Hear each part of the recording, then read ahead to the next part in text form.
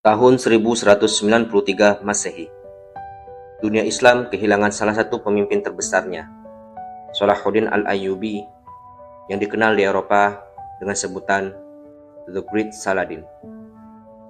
Di bawah kepemimpinannya, dinasti Ayyubiyah menjelma menjadi kekuatan militer, politik, dan religius yang disegani, terutama setelah keberhasilannya merebut Yerusalem pada 1187 Masehi. Namun, di balik kejayaan itu, tersimpan tantangan besar, menjaga persatuan di tengah keluarga besar yang ambisius. Salahuddin meninggalkan sebuah kekaisaran yang membentang dari Mesir, Suriah, Yaman, hingga sebagian Jazirah Arab. Wilayah ini bukan hanya luas, tetapi juga strategis, mengendalikan jalur perdagangan Laut Tengah hingga Laut Merah. Kejayaan ini, sebagaimana dicatat Ibnul Athir dalam Al-Kamil fit Tarikh, dibangun dengan perpaduan kekuatan pedang dan kebijaksanaan diplomasi. Namun, seperti yang kerap terjadi pada kerajaan besar, kekuatan Ayyubiyah bertumpu pada figur sentral sang sultan. Wafatnya Salahuddin menjadi awal dari perebutan kekuasaan di antara para ahli warisnya. Tradisi politik Ayyubiyah memberi ruang bagi pembagian wilayah di antara anggota keluarga, sebagaimana kesultanan sebelumnya, yaitu dinasti Zengid.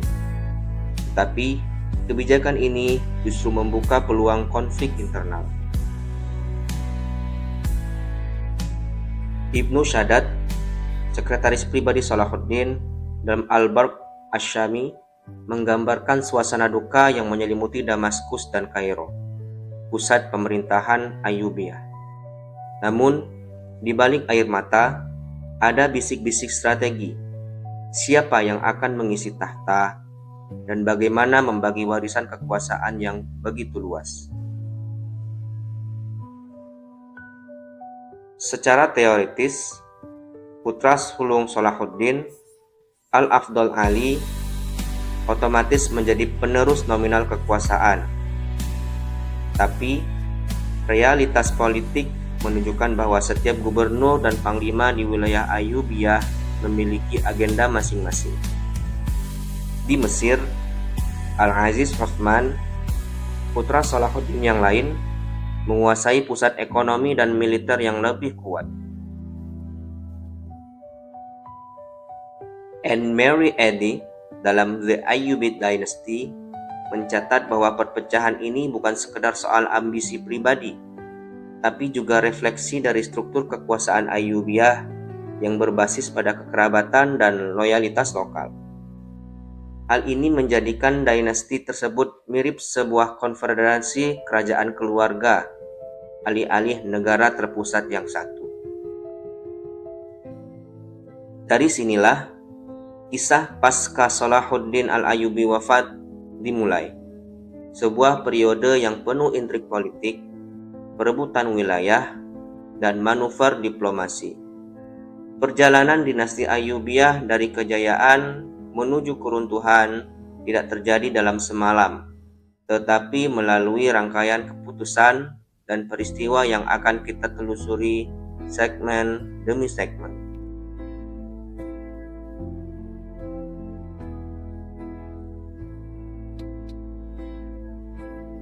Pasca wafatnya Salahuddin, tampuk kekuasaan secara nominal jatuh ke tangan Al-Afdal Ali, putra sulungnya, yang berkuasa di Damaskus. Namun, posisinya jauh dari aman. Mesir, pusat kekuatan ekonomi dan militer Ayyubiyah, berada di tangan adiknya, Al-Aziz Uthman. Kedua saudara ini mewarisi kekuasaan, tetapi tidak mewarisi kebersamaan yang menjadi kekuatan sang ayah, sang pendiri dinasti. Ibnul Athir dalam Al-Kamil fit Tarikh mencatat bahwa Al-Afdal memiliki sifat lemah dalam urusan administrasi dan terlalu percaya pada para penasihatnya. Sementara itu, Al-Aziz Uthman lebih tegas, muda, dan energik. Namun, ambisinya membuat hubungan kedua bersaudara ini cepat memanas. Perebutan pengaruh dimulai hanya beberapa bulan setelah kematian Salahuddin. Al-Aziz berusaha memperluas kekuasaannya ke Suriah, sementara Al-Afdal mencoba menahan laju adiknya itu. Pertikaian ini melemahkan kekuatan Ayyubiyah di hadapan ancaman eksternal, terutama dari tentara salib di pesisir Levant. Malcolm C. Lyons and D.E.P. Jackson dalam Saladin, The Politics of the Holy War, menyoroti bahwa perpecahan ini memperlihatkan betapa absennya mekanisme suksesi yang jelas di dalam Ayyubiyah. Sistem yang dibangun di atas kekerabatan ternyata rapuh ketika rasa saling percaya hilang. Dalam perebutan ini, muncul tokoh kunci lain, Al-Adil I, adik dari Salahuddin, paman dari dua orang yang disebutkan sebelumnya. Dengan kecerdikan politik, ia memainkan peran sebagai penengah, namun diam-diam menunggu kesempatan untuk mengambil alih kendali seluruh dinasti. Keberhasilannya mengatur strategi politik membuatnya mulai dipandang sebagai calon pemimpin sejati. Dan ketegangan antara Al-Afdal dan Al-Aziz akhirnya memberi jalan bagi Al-Adil I untuk masuk ke Mesir pada 1196 Masehi. Dengan langkah yang hampir tanpa perlawanan, ia menggeser Al-Afdal dan menempatkan dirinya dalam posisi dominan. Ibnu Shaddad menggambarkan langkah ini sebagai pukulan halus yang memecah dua batu sekaligus. Inilah akhir dari dominasi generasi pertama putra Salahuddin dan awal dari masa pemerintahan Al-Adil I. Dinasti Ayyubiyah mulai memasuki babak baru, di mana satu figur yang matang secara politik memegang kendali. Dan kita akan melihat bagaimana ia membangun kembali kekuatan yang nyaris tercerai-berai.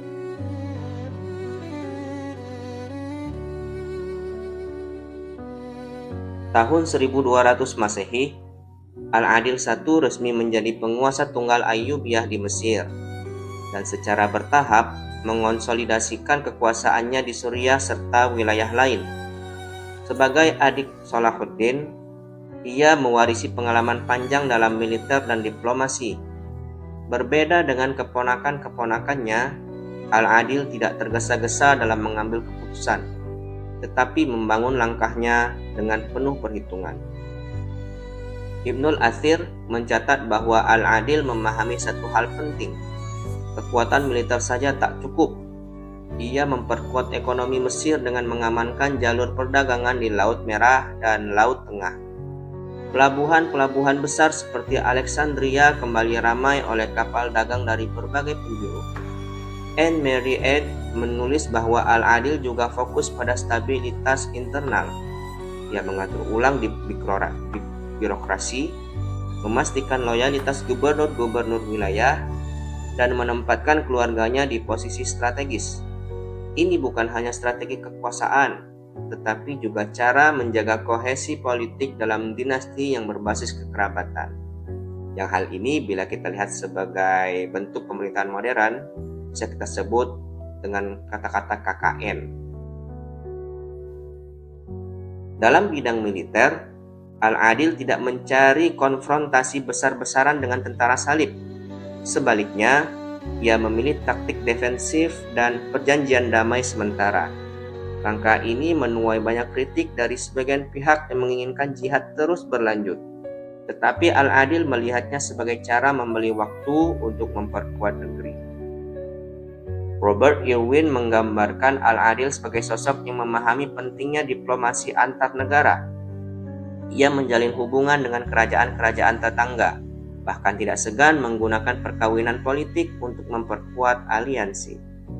Hal ini membuat Ayyubiyah relatif aman dari serangan besar selama hampir 2 dekade. Keberhasilan Al-Adil menyatukan Mesir, Syam, dan sebagian besar wilayah Ayyubiyah menciptakan stabilitas yang jarang terjadi sejak wafatnya Salahuddin. Meski begitu, bayang-bayang konflik internal masih ada, menunggu momentum untuk kembali pecah setelah ia wafat. Masa pemerintahan Al-Adil menjadi fondasi bagi generasi berikutnya, khususnya putra beliau, Al-Kamil Muhammad. Namun, Seperti sejarah sering mencatat, setiap masa keemasan memiliki ujian. Dan ujian itu datang saat Al-Kamil berhadapan dengan salah satu perang salib yang paling unik dalam sejarah. Sebuah perang yang justru berakhir dengan perjanjian damai.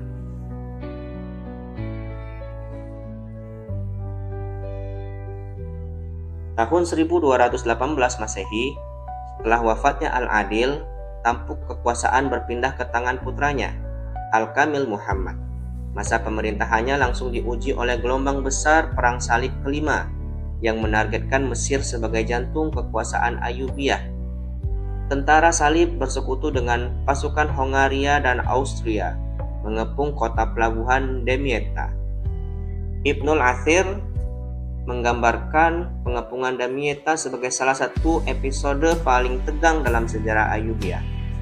Selama lebih dari setahun, kota itu bertahan, tetapi situasi semakin sulit karena blokade laut memutus suplai logistik. Dalam kondisi ini, Al-Kamil menawarkan negosiasi damai kepada musuh. Karel Hillenbrand mencatat bahwa tawaran itu sangat mengejutkan. Al-Kamil bersedia mengembalikan Yerusalem kepada pihak Kristen sebagai imbalan mereka menghentikan perang. Namun, perang itu ditolak oleh pihak Salib yang sangat yakin bisa menaklukkan Mesir secara penuh. Keputusan ini kelak mereka sesali. Ketika banjir besar dari Sungai Nil dan taktik militer Ayyubiyah memutus jalur pasukan Salib, situasi berbalik. Pada 1221, pasukan Salib justru menyerah dan meninggalkan Damietta.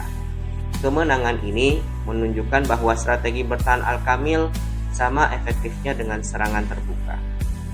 Beberapa tahun kemudian, Al-Kamil kembali menghadapi tantangan dari Perang Salib ke-6 yang dipimpin oleh Kaisar Frederick II dari Romawi Suci. Berbeda dengan konflik sebelumnya, konflik ini berakhir tanpa pertumpahan darah. Melalui perjanjian Jaffa tahun 1229, Yerusalem diserahkan secara damai kepada pihak Kristen, dengan kesepakatan bahwa umat Muslim tetap dapat beribadah di Masjid Al-Aqsa. Amin Ma'ruf dalam The Crusade Through Arab Eyes menilai keputusan ini sebagai langkah realistis seorang penguasa yang memahami keterbatasan militernya, sekaligus ingin menjaga stabilitas internal. Meski dikritik oleh sebagian ulama, langkah ini membuat Ayyubiyah terbebas dari perang besar selama beberapa tahun. Namun, masa tenang itu tidak berlangsung lama. Setelah wafatnya Al-Kamil pada 1238 Masehi, perebutan kekuasaan kembali mengguncang dinasti.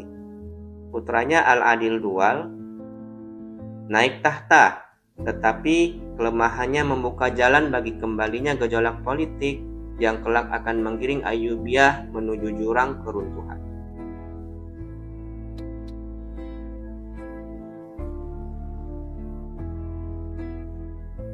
Tahun 1240 Masehi, kekuasaan Ayyubiyah berada di ambang kehancuran akibat lemahnya pemerintahan Al-Adil II.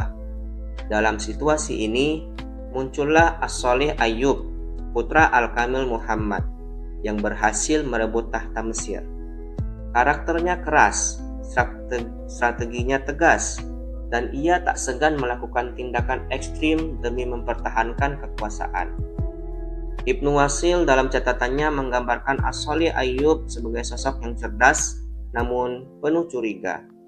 Ia menyadari bahwa ancaman terbesar bagi dinasti bukan hanya datang dari luar, tetapi juga dari kerabatnya sendiri yang menguasai wilayah-wilayah Ayyubiyah di Suriah. Untuk memperkuat posisinya, As-Sholih mengambil langkah berani, membentuk pasukan elit yang direkrut dari budak militer asal Kipchak dan Kaukasus, yang kelak dikenal sebagai Mamluk. Mereka dilatih dengan disiplin keras dan diberi kesetiaan langsung kepada sultan, bukan kepada keluarga kerajaan.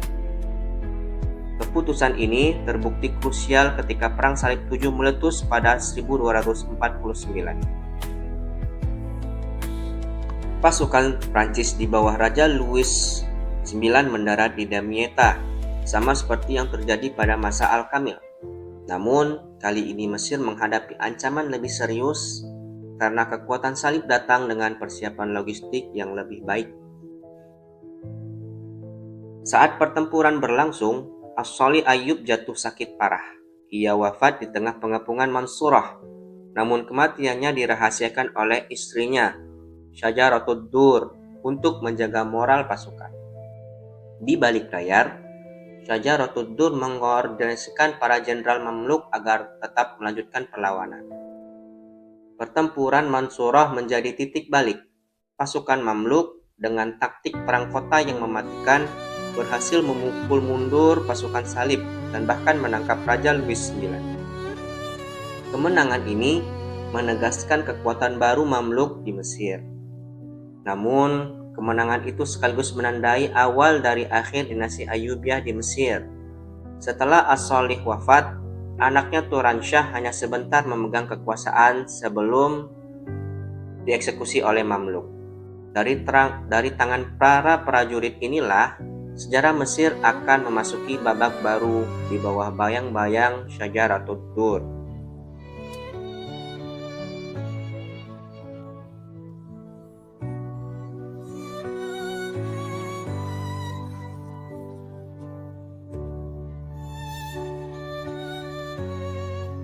Penobatan Syajaratud Dur sebagai Sultanah Mesir adalah peristiwa bersejarah. Untuk pertama kalinya, seorang perempuan memegang gelar resmi pemimpin negeri di dunia Islam pasca era Fatimiyah. Mata uang dicetak dengan namanya. Khutbah Jumat dikumandangkan atas namanya. Namun, statusnya segera dipersoalkan oleh Khalifah Abbasiyah di Baghdad yang menolak mengakui kepemimpinan seorang wanita sebagai sultan. Sebelumnya, putra dari Syajaratud Dur, Turansyah, sempat diundang untuk naik tahta. Namun gaya kepemimpinannya yang arogan dan ketidakharmonisannya dengan para Mamluk memicu banyak konflik. Turansyah mulai mengancam posisi Syajaratud Dur sebagai ibu suri dan kekuatan Mamluk.